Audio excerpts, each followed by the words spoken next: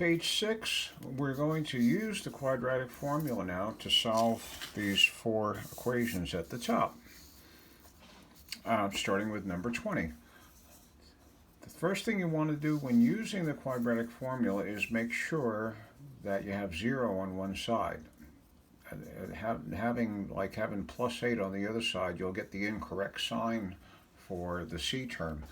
Remember when we generated this, we started off with all the stuff on one side and 0 on the other, and that affects the signage for A, B, and C.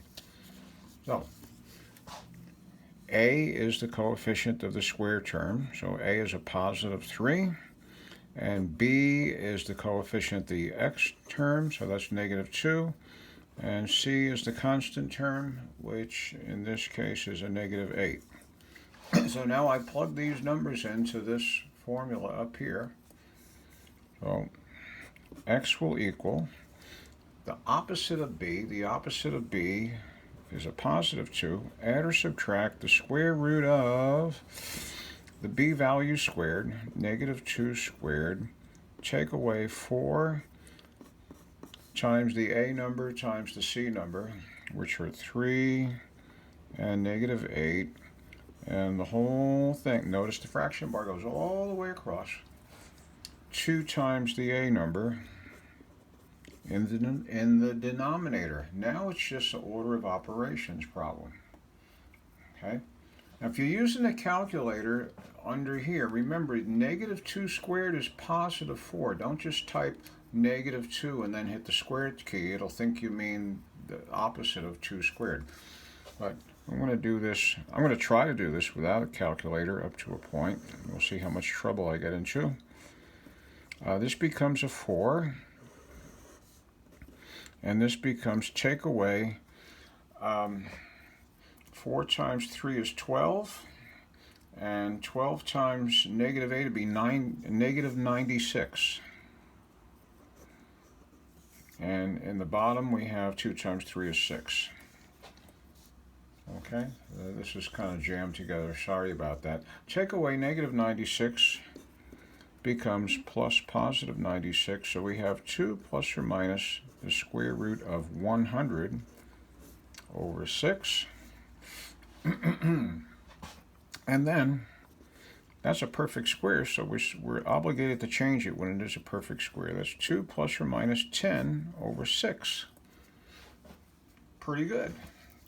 Can we do a little more? Yeah. All three numbers are divisible by something. They're all divisible by 2. So if we divide everything by 2, we get 1 plus or minus 5 over 3. And if you want to separate these, I'll do this up here, 1 plus 5 would be 6 over 3. 1 minus 5 would be negative 4 over 3. And going even one step further, 6 over 3, that's a 2. So we could say the real solutions here are 2 and negative 4/3. And that tells us, since we're getting these kind of solutions, that tells us we could have done this by factoring. When we get integer solutions or fractions that are not with a square root that doesn't disappear, that doesn't simplify, that means we could have factored. But we're trying to practice using the formula. Let's move over this one. What are A, B, and C? Oh, do we have 0 on one side? Yes. So A is 1, B is 6, C is 9. That means we write x equals the opposite of B, be a minus 6, plus or minus B squared, 6 squared, take away 4 times the A times the C, 4 times 1 times 9, divided by 2 times the A number.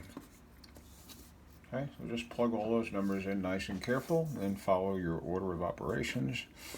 It's negative 6 plus or minus the square root of 6 squared is 36. Take away 4 times 1 is 4 times 9 is 36 over 2. Now 36 take away 36 is 0. we have negative 6 plus or minus the square root of 0 over 2. This is okay. The square root of 0 is 0. 0 squared is 0. If we got a negative under there, that's a different story. But if it comes out 0, that's fine. And if we add 0, we still get negative 6. If we subtract 0, we still get negative 6. There's really only one solution here, and that's negative 6 over 2, which of course you could reduce to a negative 3. Okay, so the only solution here is negative 3, and that tells us, hey, we could have factored this. It would have factored into x plus 3, x plus 3. Okay, now this will not factor. As a very, very old math teacher, I look at this and immediately I know, now don't be impressed, it's just lots of experience. It won't factor. Plus I made this thing up, so we have all the terms on one side, 0 on the other. So I'm going to say A is how many x squares? 1. B is how many x's? 2. And the constant term, C, is a negative 5. So as we roll through this, we should get an answer here that has a square root symbol that won't go away, that won't simplify. So I write x equals the opposite of b plus or minus b squared subtract 4 times a times c, all divided by 2 times a. Now what's a? 1. What's c? Negative 5. And 2 times 1. Okay? So this is negative 2 plus or minus square root of 4, take away what? 4 times 1 is 4, times negative 5 is negative 20, all over 2. So this then can be changed to take away negative 20 becomes plus 20, so that's 24 over 2. Now if you go this far, that's considered pretty good, but notice you can do more here. The square root of 24, let me work this up here. Square root of 24 has a perfect square in it, doesn't it? 4. See, there's 24, and I can change that to 2 root 6. So now I could, if I want the world's best answer, I write negative 2 plus or minus, instead of square root 24, I write 2 root 6. That's all over 2. And both of these things can be divided by 2. Negative 2 divided by 2, 2 root 6 divided by 2. We get negative 1 plus or minus root 6. And separating these out, we'd say negative 1 plus root 6, comma, negative 1 minus root 6. If you did this by completing the square, this is what you would get. But you cannot factor this. So, finally, number 23. Now this is one, if we did it by completing the square, we'd have to divide everything by 5, and then we'd have half of 2/5 squared and all that complicated stuff. So the quadratic formula makes this relatively easier than going the complete the square route. Does this factor? I don't know. We'll find out real soon. So we have the 0 we need over there. We'll say A is 5, B is 2, and C is 3. Okay, so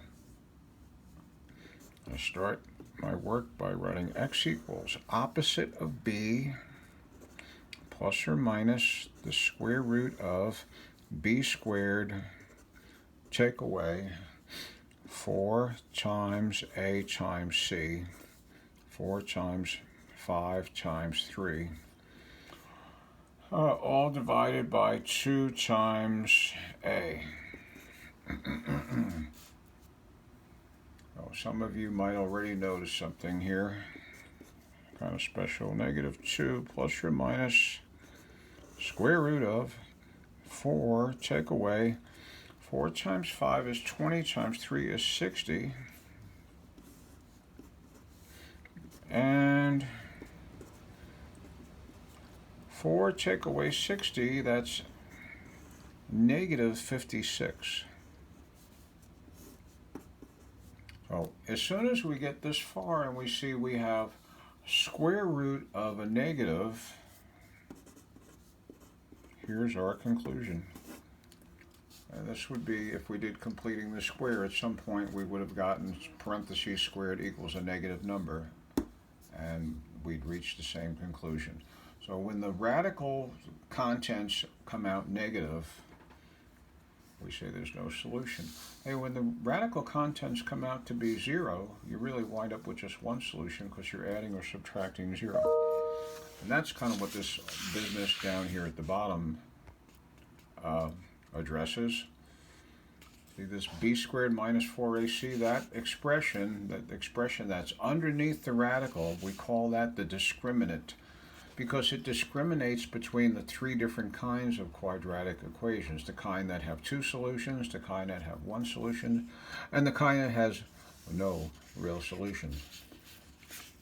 Oh.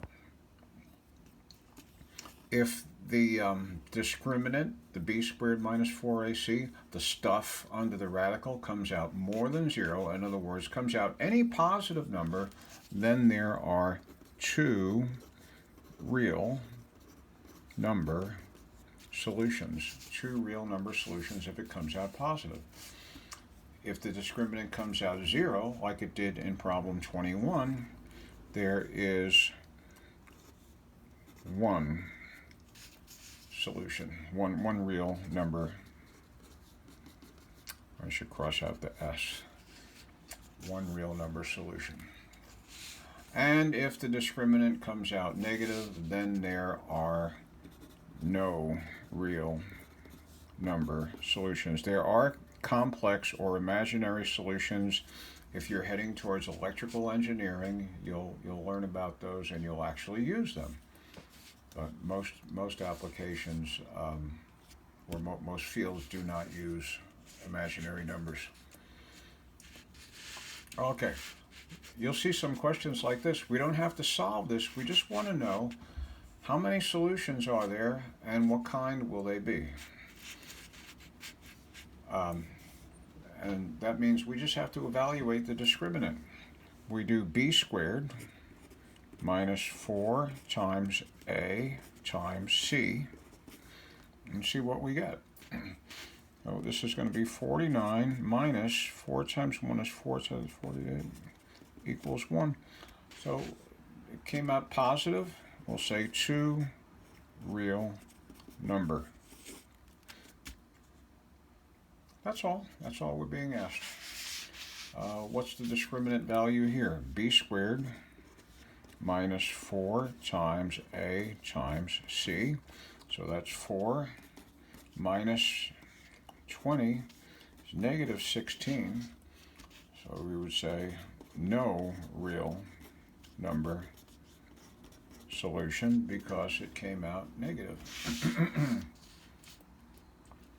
And b squared minus 4 times a times c, that's 100. Take away 4 times 1 times 20, if I take away 100 is 0. And when it comes out 0, it's a 1 real number solution. Okay, and that's the end of page 6.